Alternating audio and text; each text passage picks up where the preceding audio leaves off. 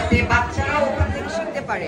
কারণ এখন দেখা যায় যে বর্তমান যে যুগ, আমাদের যে খরচ দেখা যায় প্রত্যেকটা ফ্যামিলি লো ক্লাস বলেন, মিডিল ক্লাস বলেন, হাই ক্লাস বলেন, মেনটেন করাটা অনেক টাফ। আমি চাই যে পাঠ্যপুস্তকের মধ্যেও যেন হচ্ছে মেকআপের যে অল ওভার সবকিছু যা, যেমন মানুষের দেখা যায় যে যখন পড়াশোনা করে মানুষ অল্প বয়সে দেখা যায় তখন কি শারীরিক শিক্ষা থাকে, কৃষি থাকে, বাট আমি চেষ্টা করি যে এখানে যদি মেকআপটা থাকে এটা আরো বেশি ভালো হবে।